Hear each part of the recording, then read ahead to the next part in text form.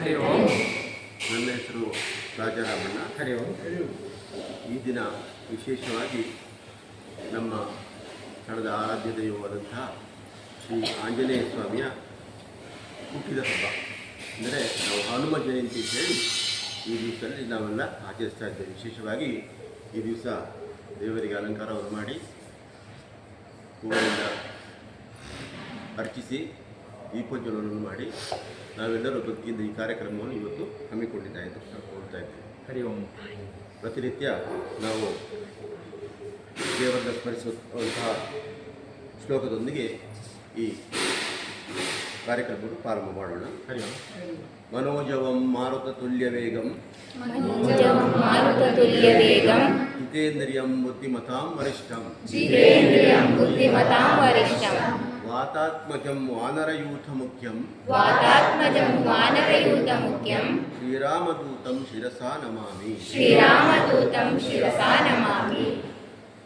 ಈ ಶ್ರೀರಾಮದೂತನಿಗೆ ಅಂದರೆ ಆಂಜನೇಯನಿಗೆ ನಾವು ಯಾಕೆ ನಮಸ್ಕರಿಸಬೇಕು ಅಂತ ಹೇಳಿದರೆ, ನಮ್ಮ ಬುದ್ಧಿಶಕ್ತಿಯ ಪ್ರಚೋದನಕ್ಕೋಸ್ಕರ, ಹಾಗೆ ನಮ್ಮ ಬಲವರ್ಧನೆಗೋಸ್ಕರ, ಹಾಗೆ ನಮ್ಮ ಯಶಸ್ಸಿಗೋಸ್ಕರ, ಹಾಗೆ ನಮ್ಮ ಧೈರ್ಯಕ್ಕೋಸ್ಕರ, ಮತ್ತು ನಿರ್ಭಯತ್ವ ನಮಗೆ ಹೆದರಿಕೆ ಆಗದೇ ಇರುವುದಕ್ಕೋಸ್ಕರ, ಹಾಗೆ ಅರೋಗತಾಂ ನಮಗೆ ಆರೋಗ್ಯಕ್ಕೋಸ್ಕರ, ಅಜಾಡ್ಯಂ ನಮಗೆ ಸೋಮಾರಿತನವನ್ನು ಹೋಗಲಾಡಿಸುವುದಕ್ಕೋಸ್ಕರ, ಅದೇ ರೀತಿ ವಾಕ್ಪಟುತ್ವಂಚ ಅಂದರೆ ನಮ್ಮ ಮಾತುಗಾರಿಕೆ ಇದನ್ನು ಉತ್ತಮಪಡಿಸುವುದಕ್ಕೋಸ್ಕರ ನಾವು ಹನುಮಂತನನ್ನು ಧ್ಯಾನ ಮಾಡಬೇಕು ಅಂತ ಹೇಳ್ತಾರೆ. ಹಾಗೆ ನೋಡಿ, ಅದಕ್ಕೆ ಬುದ್ಧಿರ್ಬಲಂ ಯಶೋಧೈರ್ಯಂ ನಿರ್ಭಯತ್ವಂ ಅರೋಗತ ಅಜಾಡ್ಯಂ ವಾಕ್ಪಟುತ್ವಂಚ ಹನುಮಾನ್ ಸ್ಮರಣಾತ್ ಭವೇತ್. ನಾವು ಕೇಳಿಕೊಳ್ಬೇಕಾಗಿಲ್ಲ, ಬರೀ ಆ ಆಂಜನೇಯನ ಸ್ಮರಣೆ ಮಾಡಿದ್ದರಿಂದ ನಮಗೆ ಈ ಎಲ್ಲ ಅನುಕೂಲಗಳು ಆಗ್ತದೆ ಅಂತೇಳಿ ನಮ್ಮ ಪುರಾಣಗಳಲ್ಲಿ ಹೇಳ್ತಾರೆ. ಮುಖ್ಯವಾಗಿ ಈ ಆಂಜನೇಯನಿಗೆ ದ್ವಾದಶ ನಾಮ 12 ಹೆಸರುಗಳು ಮುಖ್ಯವಾಗಿ. ಆ ಹೆಸರಿನಿಂದ ಅವನಿಗೆ ಅರ್ಚನೆ ಮಾಡಿದರೆ ಅವನಿಗೆ ಬಹಳ ಸಂತೋಷ ಆಗ್ತದಂತೆ. ಯಾವುದೆಲ್ಲ ಅದು? ಹನುಮಾನ್ ಅಂಜನಾಸೂನು ವಾಯುಪುತ್ರೋ ಮಹಾಬಲ ರಾಮೇಷ್ಠ ಫಲ್ಗುಣಸ್ತಕಃ ಪಿಂಗಾಕ್ಷ ಅಭಿತವಿಕ್ರಮ ಉದದಿಕ್ರಮಣಚ್ಚೈವ ಸೀತಾಶೋಕ ವಿನಾಶಕಃ ಲಕ್ಷ್ಮಣ ಪ್ರಾಣದಾತಾಶ ದಶಗ್ರೀವ ದರ್ಪಹರಃ. ಈ 12 ಹೆಸರುಗಳಿಂದ ಆಂಜನೇಯನನ್ನು ಸ್ಮರಣೆ ಮಾಡಿದರೆ ಅವನು ಬಹಳ ಬೇಗ ಪ್ರಸನ್ನವಾಗ್ತಾನೆ. ಹನುಮಾನ್ ಮೊದಲನೇದಾಗಿ ಹನುಮಾನ್ ಅಂತ ಹೇಳಿ ಈ ಆಂಜನೇಯನಿಗೆ ಯಾಕೆ ಹೆಸರು ಬಂತು? ಹನುಮಂತ ಚಿಕ್ಕದಿರುವಾಗ, ಅಂದರೆ ಹನುಮಂತ ಅಂಜನಾದೇವಿಯ ಮಗ, ಹಾಗೆ ಕೇಚರಿ ಮತ್ತು ಅಂಜನಾದೇವಿಯವರ ಅವರು ವಾಯುದೇವರನ್ನು ಪ್ರಾರ್ಥಿಸಿಕೊಂಡು ಈ ಹನುಮಂತನನ್ನು ಮಗನಾಗಿ ಪಡೆದುಕೊಳ್ತಾರೆ. ಚಿಕ್ಕದಿರುವಾಗ ಈ ಹನುಮಂತ ಚಿಕ್ಕ ಮಕ್ಕಳಾಟದಲ್ಲಿ ಏನು ಮಾಡ್ತಾರೆ ಅಂತ ಹೇಳಿದರೆ, ಸೂರ್ಯದೇವನನ್ನು ಹಣ್ಣು ಅಂತೇಳಿ ಭ್ರಮಿಸ್ತಾರೆ. ಹಣ್ಣನ್ನು ತಿನ್ನುವುದಕ್ಕೋಸ್ಕರ ಸೂರ್ಯಮಂಡಲಕ್ಕೆ ನೆಗೀತಾನೆ ಅಂತ ಹೇಳುವಂಥದ್ದು ಪೌರಾಣಿಕದಲ್ಲಿ ಕಥೆಗಳಲ್ಲಿ ಹೇಳ್ತಾರೆ. ಸೂರ್ಯದೇವ ಒಂದು ದಿವ್ಯವಾದಂತಹ ಶಕ್ತಿ ನನ್ನ ಕಡೆಗೆ ಬರುತ್ತಿರುವುದನ್ನು ನೋಡಿ ಹೆದರ್ಕೊಂಡು ಎಂತ ಮಾಡ್ತಾರೆ ಅಂತ ಹೇಳಿದರೆ, ತನ್ನ ರಕ್ಷಣೆಗಾಗಿ ದೇವೇಂದ್ರನ ಹತ್ರ ಹೋಗ್ತಾರಂತೆ. ಯಾವುದೋ ಒಂದು ಶಕ್ತಿ ನನ್ನ ಹತ್ರ ಬರ್ತಾ ಉಂಟು, ನನ್ನನ್ನು ತಿನ್ನಲಿಕ್ಕೆ ಹೇಳಿ ಬರುವಂತೆ ನನಗೆ ಭಾಸವಾಗ್ತಾ ಇದೆ, ನನ್ನನ್ನು ರಕ್ಷಣೆ ಮಾಡಬೇಕು ಅಂತೇಳಿ. ಆಗ ದೇವೇಂದ್ರ ಎಂತ ಮಾಡ್ತಾರೆ ಅಂತ ಹೇಳಿದರೆ, ತನ್ನ ಕೈಯಲ್ಲಿರುವಂತಹ ವಜ್ರಾಯುಧದಿಂದ ಆ ಶಕ್ತಿಗೆ ಹೊಡಿತಾರೆ. ಇದರಿಂದಾಗಿ ಹನುಮಂತನ ಮೂಕ ಸ್ವಲ್ಪ ಊದ್ಕೊಳ್ತದೆ. ಈ ಹನು ಅಂತೇಳಿದರೆ ನಮ್ಮ ದವಡೆ, ಅದು ಉಬ್ಬಿಕೊಳ್ಳೋದ್ರಿಂದ ಇವನಿಗೆ ಆಂಜನೇಯನಿಗೆ ಹನುಮಂತ ಅಂತ ಹೇಳುವ ಹೆಸರು ಬಂತು ಅಂತೇಳಿ ಪುರಾಣದಲ್ಲಿ ಪ್ರತೀತಿ ಇದೆ. ಅಂಜನಾದೇವಿಯ ಮಗನಾದ್ರಿಂದ ಇವರಿಗೆ ಅಂಜನಾಸೂರು ಅಂತ ಹೇಳುವಂಥ ಹೆಸರು ಬಂದಿದೆ. ವಾಯುಪುತ್ರ ಅಂದರೆ ನನಗೆ ಹೇಳಿದ ಹಾಗೆ ಆಂಜನೇಯನು ವಾಯುದೇವನ ವರಪ್ರಸಾದದಿಂದ ಅಂಜನಾದೇವಿ ಹಾಗೂ ಕೇಚರಿಯವರಿಗೆ ಮಗನಾಗಿ ಹುಟ್ಟುತ್ತಾನೆ. ಅದರಿಂದ ಇವನಿಗೆ ವಾಯುಪುತ್ರ ಅಂತ ಹೇಳುವಂಥ ಹೆಸರು ಬರ್ತಾ ಇದೆ.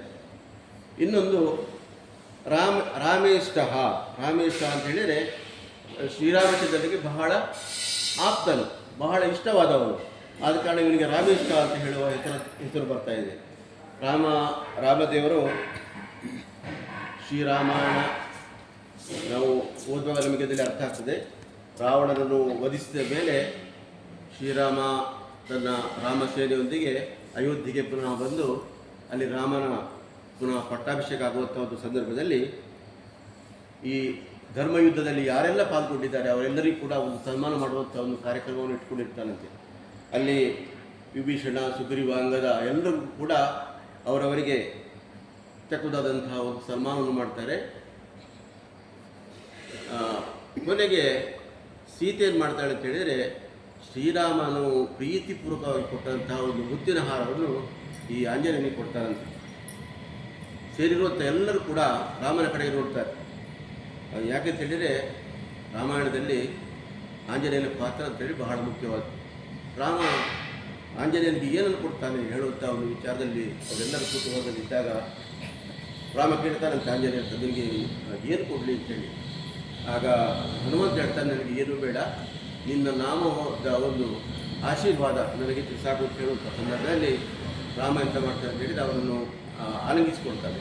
ಆಲಂಗಿಸಿಕೊಂಡು ಹೇಳ್ತಾನೆ, ಪ್ರಪಂಚದಲ್ಲಿ ಎಲ್ಲಿವರೆಗೆ ನನ್ನ ನಾಮಸ್ಮರಣೆ ಮಾಡ್ತಾರೋ ಅಲ್ಲಿವರೆಗೆ ನಿನ್ನ ಕೀರ್ತಿಯು ಅಮರವಾಗಿರಲಿ ಅಂತ ಹೇಳಿ ಅವನಿಗೆ ಆಶೀರ್ವಾದ ಮಾಡ್ತಾನೆ. ಆದ ಕಾರಣ ಈ ಹನುಮಂತನಿಗೆ ರಾಮೇಷ್ಟ ಅಂತ ಹೇಳುವಂಥ ಒಂದು ಹೆಸರು ಬರಲಿಕ್ಕೆ ಕಾರಣ ಆಯಿತು. ಇನ್ನೊಂದು ಫಲ್ಗುಣ ಸಖಃ. ಫಲ್ಗುಣ ಅಂತ ಹೇಳಿದರೆ ಅರ್ಜುನ. ತ್ರೇತಾಯುಗ ಮತ್ತು ದ್ವಾಪರ ಯುಗ ಎರಡೂ ಯುಗಗಳಲ್ಲಿ ಕೂಡ ಹನುಮಂತ ಇರ್ತಾನೆ. ಯಾಕಂದರೆ ಅವರು ಚಿರಂಜೀವಿ, ಶ್ರೀರಾಮದೇವರವರಿಗೆ ಚಿರಂಜೀವತ್ವವನ್ನು ಕೊಟ್ಟಿರ್ತಾರೆ. ಅದೇ ರೀತಿಯಾಗಿ ಈಶ್ವರ ದೇವರ ಕೂಡ ವರಪ್ರಸಾದ ಕೂಡ ಇರ್ತದೆ. ಆದ ಕಾರಣ ಫಲ್ಗುಣ ಸಖ ಹೇಗಾಗ್ತದೆ, ಅವನು ಒಂದು ಸಾರಿ ಅರ್ಜುನ ತೀರ್ಥ ಯಾತ್ರೆ ಮಾಡ್ತಾ ಹೋಗುವಂಥ ಸಂದರ್ಭದಲ್ಲಿ ರಾಮೇಶ್ವರ ಅಂತ ಹೇಳುವಂಥ ಒಂದು ಜಾಗಕ್ಕೆ ಅರ್ಜುನ ಬರ್ತಾನೆ. ಅಲ್ಲಿ ಅವನು ಸಮುದ್ರ ತೀರದಲ್ಲಿ ಇರುವಂಥ ಸಂದರ್ಭದಲ್ಲಿ ಅವನಿಗೊಂದು ರಾಮಧ್ಯಾನ ಮಾಡುವಂಥ ಒಂದು ಸ್ವರ ಕೇಳ್ತಾ ಬರ್ತದೆ. ಆಗ ಅವ್ನು ಯಾರಿರ್ಬೋದು ಅಂತೇಳಿ ಅಲ್ಲಿ ಹೋಗುವಾಗ ಒಂದು ಕೃಶವಾದಂಥ ವೃದ್ಧ ಒಂದು ಮಾರುತಿ ಅಂದರೆ ಮಂಗ ಅಲ್ಲಿ ಕೂತ್ಕೊಂಡು ರಾಮಧ್ಯಾನವನ್ನು ಮಾಡ್ತಾ ಇರ್ತದೆ. ಅದನ್ನು ನೋಡಿದಂಥ ಅರ್ಜುನ ಕೇಳ್ತಾನೆ, ಯಾರು ನೀನು, ಯಾಕೆ ಇಲ್ಲಿ ಕೂತಿದ್ಯಾ ಅಂತೇಳಿ ಹೇಳುವಾಗ, ನಾನು ಶ್ರೀರಾಮಚಂದ್ರನ ಕಾಲದಲ್ಲಿ ಅವರಿಗೆ ಸೇವಕನಾಗಿದ್ದಂತಹ ಹನುಮಂತ ಅಂತೇಳಿ ಅವನು ವಿವರಿಸ್ತಾನೆ. ಅರ್ಜುನನಿಗೆ ಸ್ವಲ್ಪ ಅದರ ಬಗ್ಗೆ ಸ್ವಲ್ಪ ಸಂಶಯವಾಗಿದೆ.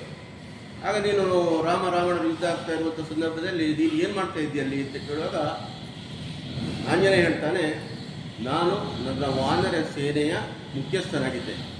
ಶ್ರೀರಾಮ ಸೇತುವನ್ನು ಕಟ್ಟುವಲ್ಲಿ ನಮ್ಮ ಸೇನೆ ಬಹಳ ಮುಖ್ಯವಾದಂಥ ಒಂದು ಪಾತ್ರ ವಹಿಸಿದೆ.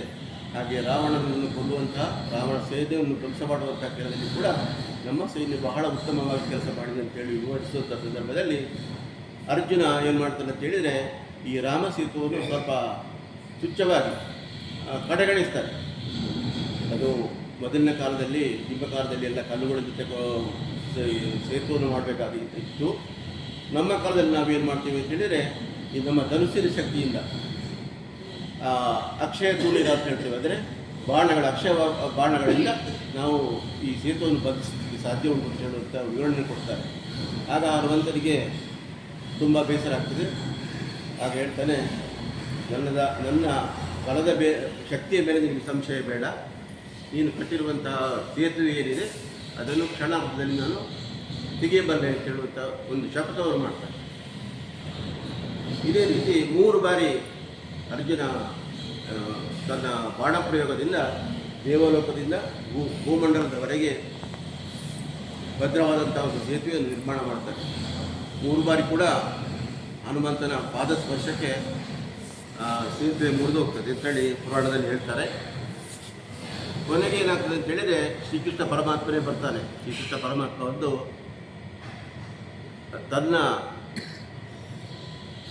ತನ್ನ ರೂಪವನ್ನು ರಾಮನಾಗಿ ಪರಿವರ್ತಿಸಿ ಆಂಜನೇಯನಿಗೆ ತಮ್ಮ ದಿವ್ಯ ದರ್ಶನವನ್ನು ಕೊಟ್ಟು, ಆಮೇಲೆ ಇಬ್ಬರಿಗೂ ಒಂದು ಸಮಜಾಯಿಸಿಕೆ ಕೊಟ್ಟು ಇಬ್ಬರಲ್ಲಿ ಕೂಡ ಸಮಾಧಾನ ಮಾಡಿ ಆಂಜನೇಯನಲ್ಲಿ ಒಂದು ಕೇಳಿಕೊಳ್ತಾನೆ. ಯಾಕಂತ ಹೇಳಿದರೆ ಈಗ ಮಹಾಭಾರತ ಯುದ್ಧ ಕೆಲವು ಸಮಯದಲ್ಲಿ ನಡೆಯಲಿಕ್ಕಿದೆ.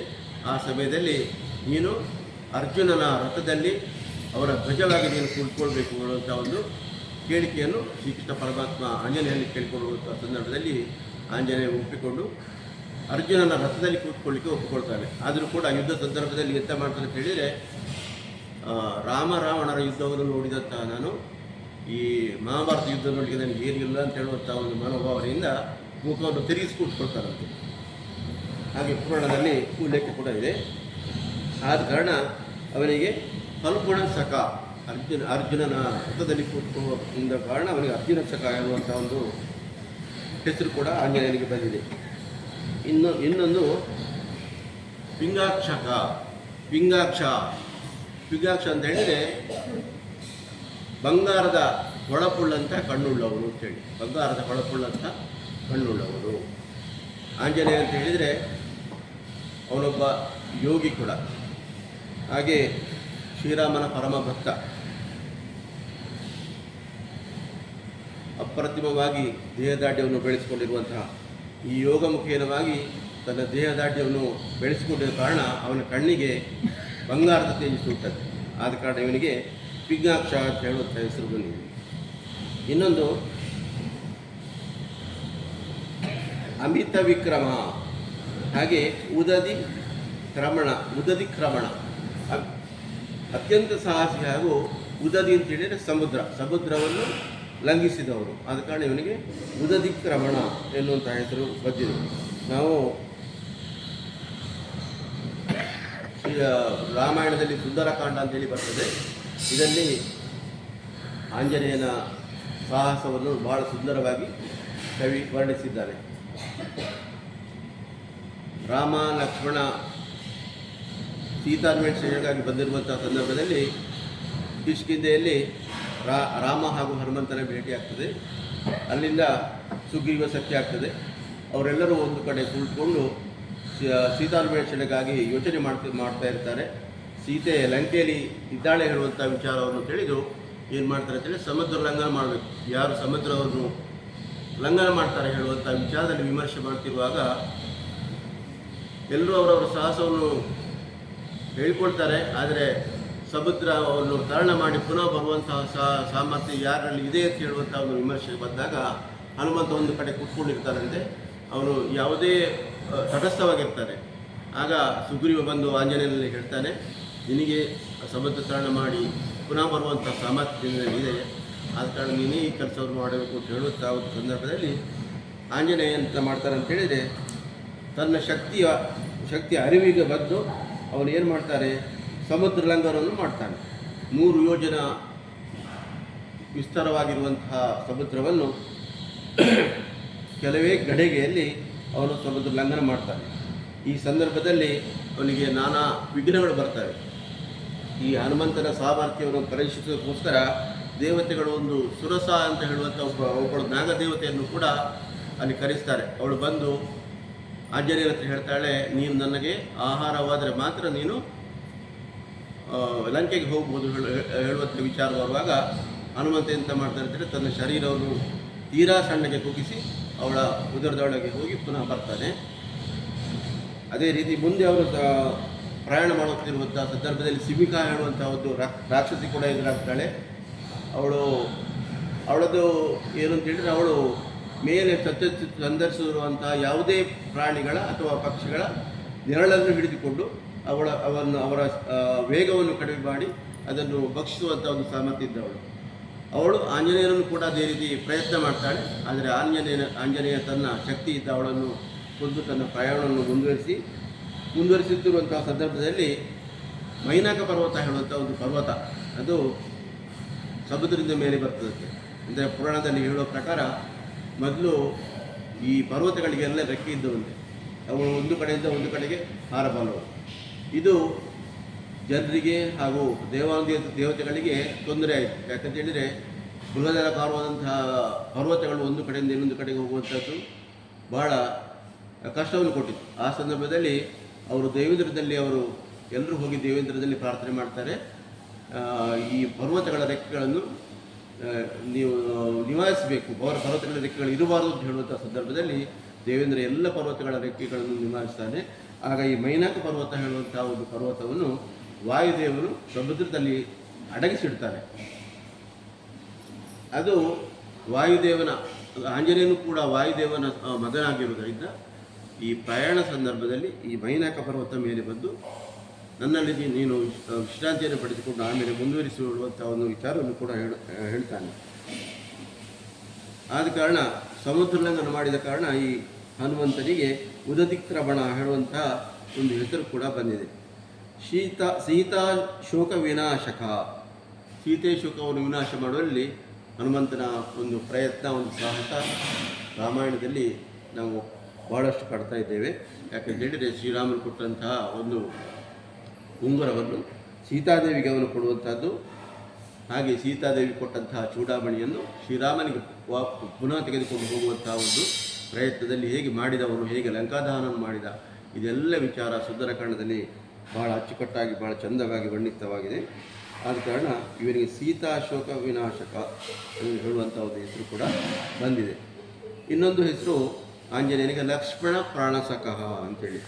ಲಕ್ಷ್ಮಣ ಪ್ರಾಣಸಖಃ ಅಂತ ಹೇಳಿದರೆ ಯುದ್ಧದ ಸಂದರ್ಭದಲ್ಲಿ ಮೇಘನಾದ ಹೇಳುವಂಥ ಒಬ್ಬ ರಕ್ಕಸ ತನ್ನ ಶಕ್ತಿಯ ಅಸ್ತ್ರಗಳಿಂದ ಅರ್ಜುನನ್ನು ಮೂರ್ಛೆ ಬೀಳಿಸ್ತಾರೆ. ಈ ಸಂದರ್ಭದಲ್ಲಿ ಆಂಜನೇಯನು ಏನು ಮಾಡ್ತಾರೆ ಅಂತ ಹೇಳಿದರೆ ಸಂಜೀವಿನಿ ಎನ್ನುವಂತಹ ಒಂದು ಮೂಲಿಕೆಯನ್ನು ತರುವುದಕ್ಕೋಸ್ಕರ ಹಿಮಾಲಯದ ತಪ್ಪಲ ಪ್ರದೇಶಕ್ಕೆ ಹೋಗ್ತಾನೆ. ಅಲ್ಲಿ ಅದನ್ನು ಹುಡುಕಾಟ ಮಾಡುವಂಥ ಸಂದರ್ಭದಲ್ಲಿ ಅವರಿಗೆ ಇದು ಯಾವುದು ಸಂಜೀವಿನಿ ಯಾವುದಲ್ಲ ಅಂತ ಹೇಳುವಂಥ ಒಂದು ವಿಮರ್ಶೆ ಬಂದಾಗ ಒಂದು ಪರ್ವತದ ಒಂದು ಭಾಗವನ್ನೇ ಅವನು ತನ್ನ ಹೆಗಲ ಮೇಲೆ ಹೊತ್ಕೊಂಡು ಬರುವಂಥ ಒಂದು ಕಥೆ ಕೂಡ ನಾವು ಕೇಳಿದ್ದೇವೆ. ಆದ ಕಾರಣ ಇವನಿಗೆ ಲಕ್ಷ್ಮಣ ಪ್ರಾಣಸಖಃ ಎನ್ನುವಂಥ ಲಕ್ಷ್ಮಣ ಪ್ರಾಣದಾತ ಹೇಳುವಂಥ ಒಂದು ಹೆಸರು ಕೂಡ ಬಂದಿದೆ. ಇನ್ನೊಂದು ದಶಗ್ರೀವಸ್ಯ ದರ್ಪಹಾರಃ. ದಶಗ್ರೀವ ಅಂತೇಳಿದರೆ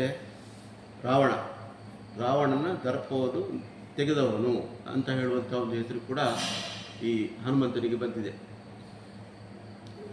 ಲಂಕೆಗೆ ರಾಮ ಏನು ಹೇಳಿದ್ದಾನೆ ಅಂತ ಹೇಳಿದರೆ ಸೀತಾನ್ವೇಷಣೆಯನ್ನು ಮಾಡಬೇಕು, ಸೀತಾನ್ವೇಷಣೆ ಮಾಡಿ ವಿಚಾರವನ್ನು ಪುನಃ ತೆಗೆದುಕೊಂಡು ಬರಬೇಕು ಹೇಳುವಂಥ ವಿಚಾರ ಹನುಮಂತನಿಗೆ ಹೇಳಿದ್ದು. ಆದರೆ ಹನುಮಂತ ಅಷ್ಟೇ ಮಾಡಲಿಲ್ಲ.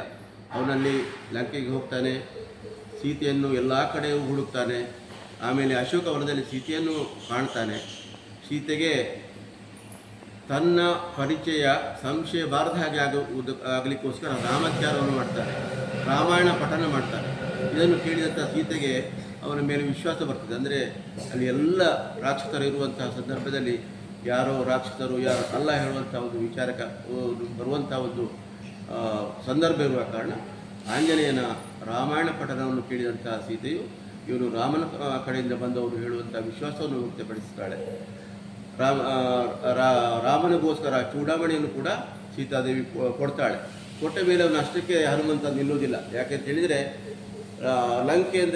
ಲಂಕೆಯಲ್ಲಿ ಏನೇನಿದೆ, ಲಂಕೆ ಅಂದರೆ ಏನು, ರಾವಣ ಅಂದರೆ ಹೇಗೆ, ರಾವಣನ ಸೈನ್ಯ ಹೇಗಿದೆ, ರಾವಣ ರಾಜ್ಯ ಹೇಗಿದೆ, ಇದನ್ನೆಲ್ಲ ವಿಮರ್ಶೆ ಮಾಡಿ ರಾಮನಿಗೆ ಇದರ ಬಗ್ಗೆ ಒಂದು ವಿಚಾರವನ್ನು ತಿಳಿಸೋದಕ್ಕೋಸ್ಕರ ಅವನು ಏನು ಮಾಡ್ತಾನೆ, ಅಲ್ಲಿ ಹತ್ತಿರದಲ್ಲಿರುವಂತಹ ಎಲ್ಲ ಮರಗಡ್ಡೆಗಳಿಗೆ ಉಪ್ಪಟಳಿಕೊಳ್ಳಿಕ್ಕೆ ಶುರು ಮಾಡ್ತಾನೆ. ಆಗ ಅಲ್ಲಿರುವಂಥ ರಾವಣನ ಭಟರು ಬಂದು ಅವನನ್ನು ಬಂಧಿಸಿ ರಾವಣನ ಆಸ್ಥಾನಕ್ಕೆ ತೆಗೆದುಕೊಂಡು ಹೋಗ್ತಾರೆ. ರಾವಣನ ಆಸ್ಥಾನದಲ್ಲಿ ಅವನ ಬಾಲಕ್ಕೆ ಬೆಂಕಿಯನ್ನು ಹಚ್ಚಲಾಗ್ತದೆ. ಹಾಗೆ ಎಂತ ಮಾಡ್ತಾನೆ, ಇಡೀ ಲಂಕೆಗೆ ಅವನು ಆ ಬೆಂಕಿಯನ್ನು ಪ್ರಸರಿಸಿ ಲಂಕಾದಹನ ಮಾಡುವಂಥ ಒಂದು ಕಾರ್ಯವನ್ನು ಮಾಡಿ ಲಂಕೆಯ ಶಕ್ತಿಯನ್ನು ಕುಂದಿಸುವಂಥ ಕೆಲಸವನ್ನು ಮಾಡ್ತಾನೆ. ಆದ ಕಾರಣ ಇವನಿಗೆ ದಶಗ್ರೀವಸ್ಯ ದರ್ಪಹಾರ ಅಂತೇಳಿ ಕೂಡ ಹನುಮಂತನಿಗೆ ಹೆಸರು ಇದೆ. ಇದು ಈ 12 ಹೆಸರುಗಳಿಂದ ಆಂಜನೇಯನಿಗೆ ನಾವು ಸ್ಮರಣೆ ಮಾಡಿ ಅವನು ಭಕ್ತಿಯಿಂದ ಭಜಿಸಿದರೆ ನಮ್ಮ ಇಷ್ಟಾರ್ಥ ಈಡೇರ್ತದೆ ಅಂತ ಹೇಳುವಂಥ ಒಂದು ನಂಬಿಕೆ ನಮ್ಮೆಲ್ಲರಲ್ಲಿಯೂ ಇದೆ. ಇದರ ಜೊತೆಗೆ ನಾವು ಆಂಜನೇಯನಲ್ಲಿರುವಂತಹ ಎಲ್ಲ ಗುಣಗಳನ್ನು ನಮ್ಮಲ್ಲಿ ಅಳವಡಿಸಿಕೊಟ್ರೆ ನಮ್ಮ ಜೀವನ ಹಸನಾಗ್ತದೆ, ಒಳ್ಳೆಯದಾಗ್ತದೆ, ದೇವರು ಹರಿಸ್ತಾರೆ ಅಂತ ಹೇಳುವಂಥ ಒಂದು ವಿಚಾರಕ್ಕಾಗಿ ಒಂದು ಸಣ್ಣ ಕಥೆ. ಒಂದು ಶಾಲೆಯಲ್ಲಿ ಒಂದು ವರ್ಧಂತಿ ಉತ್ಸವ ಅಂತ ಇರ್ತದೆ. ಆ ವರ್ಧಂತಿ ಉತ್ಸವದಲ್ಲಿ ಅದರ ಉದ್ಘಾಟನಾ ಕಾರ್ಯಕ್ರಮ ಆ ಕಾರ್ಯಕ್ರಮಕ್ಕೆ ಎಲ್ಲ ಉಪಾಧ್ಯಾಯರು ಮಕ್ಕಳು ಎಲ್ಲ ಸೇರಿದ್ದಾರೆ. ಏನು ಮಾಡ್ತಾರೆ ಅಂತ ಹೇಳಿದರೆ ಎಲ್ಲರೂ ಬಣ್ಣ ಬಣ್ಣದ ಬಲೂನುಗಳನ್ನು ಆಕಾಶದಲ್ಲಿ ಎಲ್ಲಿ ಕೊಡ್ತಾರೆ. ಮಕ್ಕಳಿಗೆ ಬಹಳ ಖುಷಿ. ಬಲೂನುಗಳನ್ನು ಆಕಾಶದಲ್ಲಿ ಹಾರಿಸ್ಕೊಂಡ್ರೆ ಬಹಳ ಖುಷಿ. ಅದೆಲ್ಲ ಬಣ್ಣದ ಬಲೂನುಗಳು ಇರ್ತಾವೆ. ಆಯಿತು, ಬಣ್ಣದ ಬಲೂನನ್ನು ಆಕಾಶಕ್ಕೆ ಹಾರಿಸುವಂಥದ್ದು ಎಲ್ಲ ಬಲೂನು ಆಕಾಶದಲ್ಲಿ ಮೇಲೆ ಮೇಲೆ ಎತ್ತರಕ್ಕೆ ಜಿಗಿಲಿಕ್ಕೆ ಶುರುವಾದವು. ಆಗ ಮಕ್ಕಳೆಲ್ಲ ಬಹಳ ಕುತೂಹಲದಿಂದ ಅದನ್ನು ನೋಡ್ತಾ ಇರ್ತಾರೆ. ಕೆಲವು ಮಕ್ಕಳು ಹೇಳ್ತಾರೆ, ನೋಡಿ ಕೆಂಪು ಬಣ್ಣದ ಬಲೂನು ಮೇಲಕ್ಕೆ ಹೋಗ್ತದೆ, ಯಾವಾಗಲೂ ಮೇಲಕ್ಕೆ ಹೋಗ್ತದೆ. ಆಗ ಇನ್ನೊಬ್ಬ ಹೇಳ್ತಾನೆ, ಕೆಂಪು ಬಣ್ಣದ ಬಲೂನಲ್ಲ, ಹಳದಿ ಬಣ್ಣದ ಬೆಲೂನು ಹೋಗ್ತದೆ, ಈ ಸರಿ ಹಳದಿ ಬಣ್ಣದ ಬೆಲೂನೇ ಹೋಗ್ತದೆ. ಈ ಥರ ಮಕ್ಕಳಲ್ಲಿ ಅವರೊಳಗೆ ಮಾತುಕತೆ ಆಗ್ತಾ ಇರುವಂಥದ್ದನ್ನು ಈ ಮುಖ್ಯೋಪಾಧ್ಯಾಯರು ನೋಡ್ತಾರೆ. ಮುಖ್ಯೋಪಾಧ್ಯಾಯರು ನೋಡಿ ಅವರಿಗೆ ಮಕ್ಕಳ ಹತ್ರ ಹೇಳ್ತಾರೆ, ನೋಡಿ ಈ ಬಲೂನುಗಳೆಲ್ಲ ಬಣ್ಣದಲ್ಲಿ ಅವು ಬೇರೆಕ್ಕೆ ಹೋಗುವುದಲ್ಲ, ಆ ಬಲೂನಲ್ಲಿ ಒಳಗಡೆ ನಾವು ಇಲ್ಲಿ ಹೀಲಿಯಂ ಹೇಳುವಂಥ ಒಂದು ಗ್ಯಾಸನ್ನು ತುಂಬಿದ್ದೇವೆ. ಅದು ಯಾವ ಬಲೂನಲ್ಲಿ ಎಷ್ಟು ತುಂಬಿದೆ ಅದರ ಮುಖಾಂತರವೇ ಅದು ಬೇರೆಕ್ಕೆ ಹೋಗ್ತದೆ. ಅಂದರೆ ಇದರ ಭಾವಾರ್ಥ ಏನು ಅಂತ ಹೇಳಿದರೆ, ನಮ್ಮ ಜೀವನದಲ್ಲಿ ಕೂಡ ಎತ್ತರಕ್ಕೆ ನಾವು ಏರಬೇಕಾಗಿದ್ದರೆ ಒಳ್ಳೆಯತನವನ್ನು, ಒಳ್ಳೆಯ ಸದಾಚಾರಗಳನ್ನು ನಮ್ಮ ಜೀವನದಲ್ಲಿ ಅಳವಡಿಸಿಕೊಂಡ್ರೆ ನಾವು ಜೀವನದಲ್ಲಿ ಮುಂದೆ ಎತ್ತರಕ್ಕೆ ಸಾಗಬಹುದು ಹೇಳುವಂಥ ಒಂದು ಇದರ ಸಾರಾಂಶ. ಹನುಮಂತರಿಂದ ನಾವು ಜೀವನ ಪಾಠವನ್ನು ಯಾವುದನ್ನೆಲ್ಲ ಕಳೆದುಕೊಳ್ಬೇಕು ಹೇಳುವಂಥದ್ದು, ಜೈ ಶ್ರೀರಾಮ ಎಂಬ ಘೋಷಣೆ ನಮ್ಮ ಹೃದಯದಲ್ಲಿ ಪ್ರತಿಧ್ವನಿಸಿದಾಗ ಧೈರ್ಯ, ಶಕ್ತಿ, ಭಕ್ತಿ ನಮ್ಮೊಳಗೆ ಹರಿದು ಬರುತ್ತದೆ. ಹನುಮಂತನು ಕೇವಲ ಪೌರಾಣಿಕ ವೀರನಲ್ಲ, ಅವನು ನಮ್ಮ ಜೀವನದ ಮಾರ್ಗದರ್ಶಕ. ಅವನ ಕತೆ ನಮಗೆ ಪ್ರೇರಣೆ. ಯಾವುದೇ ಅಸಾಧ್ಯವೆಂಬುದಿಲ್ಲ. ನಂಬಿಕೆ ಮತ್ತು ಧೈರ್ಯ ಇದ್ದರೆ ಏನು ಬೇಕಾದರೂ ಮಾಡಬಹುದು. ಹನುಮಂತನು ಸೂರ್ಯನನ್ನು ಹಣ್ಣೆಂದು ಭ್ರಮಿಸಿ ಆಕಾಶಕ್ಕೆ ಹಾರಿದ. ಬಾಲ್ಯದಲ್ಲಿ ಅಸಾಧಾರಣ ಶಕ್ತಿಯ ಪ್ರತೀಕವನ್ನು ತೋರಿಸಿದ. ಆದರೆ ಅವನ ಮಹಿಮೆ ಕೇವಲ ಬಲವಲ್ಲ, ಅದರಲ್ಲಿ ಭಕ್ತಿ ಇದೆ. ಶ್ರೀರಾಮನ ಸೇವೆಯಲ್ಲಿ ಅವನು ತನ್ನ ಶಕ್ತಿ, ಜ್ಞಾನ, ಧೈರ್ಯ ಎಲ್ಲವನ್ನೂ ಸಮರ್ಪಿಸಿದನು. ಸೀತೆಯನ್ನು ಹುಡುಕಲು ಸಮುದ್ರವನ್ನು ದಾಟಿದಾಗ ಅದು ಕೇವಲ ಬಲದ ಪ್ರದರ್ಶನವಲ್ಲ, ಅದು ಅಚಲ ಭಕ್ತಿ ಶ್ರೇಷ್ಠತೆಯ ಉದಾಹರಣೆ. ಸಂಕಷ್ಟ ಬಂದಾಗ ಹಿಗ್ಗೆರಿಬೇಡಿ. ಹನುಮಂತನು ಲಂಕೆಯ ಅಗ್ನಿಯನ್ನು ಎದುರಿಸಿದಂತೆ ನಾವು ನಮ್ಮ ಜೀವನದ ಸಂಕಷ್ಟಗಳನ್ನು ಎದುರಿಸಬೇಕು. ನಂಬಿಕೆ ನಮ್ಮನ್ನು ಅಸಾಧ್ಯವನ್ನು ಸಾಧಿಸಲು ಪ್ರೇರೇಪಿಸುತ್ತದೆ. ದೇವರ ಮೇಲೆ ನಂಬಿಕೆ ಇಟ್ಟಾಗ ನಮ್ಮೊಳಗಿನ ಶಕ್ತಿಯು ಅನಂತವಾಗುತ್ತದೆ. ಅಪಾರ ಶಕ್ತಿ ಇದ್ದರೂ ಹನುಮಂತನು ಸದಾ ವಿನಯಶೀಲ. ಶಕ್ತಿ ಇದ್ದರೂ ಅಹಂಕಾರವಿಲ್ಲದೆ ಬದುಕಬೇಕು. ಪ್ರತಿಫಲದ ನಿರೀಕ್ಷೆ ಇಲ್ಲದಂತಹ ಸೇವೆ ಮಾಡುವುದು ಜೀವನದ ಶ್ರೇಷ್ಠ ಧರ್ಮ. ಇಂದು ಯುವಕರಿಗೆ ಹನುಮಂತನ ಪಾಠ ಅತ್ಯಗತ್ಯ. ನಮ್ಮ ಕನಸುಗಳನ್ನು ಸಾಧಿಸಲು ಧೈರ್ಯವನ್ನು ಬೆಳೆಸಿಕೊಳ್ಳೋಣ. ನಮ್ಮ ಶಕ್ತಿಯನ್ನು ಸಮಾಜದ ಸೇವೆಗಾಗಿ ಬಳಸೋಣ. ನಂಬಿಕೆ ಮತ್ತು ಶ್ರದ್ಧೆಯಿಂದ ನಮ್ಮ ಗುರಿಯನ್ನು ಸಾಧಿಸೋಣ. ಹನುಮಂತನು ನಮಗೆ ಕಲಿಸುವುದು ಭಯವನ್ನು ಧೈರ್ಯದಿಂದ ಎದುರಿಸೋಣ, ಅಹಂಕಾರವನ್ನು ವಿನಯದಿಂದ ತೊಲಗಿಸೋಣ, ಪ್ರತಿಯೊಂದು ಕಾರ್ಯವನ್ನು ಸೇವೆಗಾಗಿ ಪರಿಗಣಿಸೋಣ. ನಮ್ಮ ಹೃದಯದಲ್ಲಿ ಆಂಜನೇಯನ ಸ್ಮರಣೆ ಬಂದಾಗ ನಾವು ಜೀವನದ ಪ್ರತಿಯೊಂದು ಹೋರಾಟವನ್ನು ಗೆಲ್ಲಲು ಸಾಧ್ಯವಾಗುತ್ತದೆ. ಪವನಪುತ್ರ ವೀರ ಹನುಮಾನನನ್ನು ಮನಸ್ಸ ಧ್ಯಾನಿಸಿ ಅವನಿಗೆ ಒಂದು ಜಯಕಾರವನ್ನು ಹೇಳೋಣ. ಪವನಪುತ್ರ ಹನುಮಾನ್ ಕೀ ಜೈ. ಇಂದಿನ ಭೌತಿಕ ಕಾರ್ಯಕ್ರಮವನ್ನು ನಡೆಯಲು ಅನುವು ಮಾಡಿಕೊಟ್ಟ SBYS ಸಂಸ್ಥೆಗೆ ನಾನು ಕೃತಜ್ಞತೆಯನ್ನು ಸಮರ್ಪಿಸ್ತಾ ಇದ್ದೇನೆ.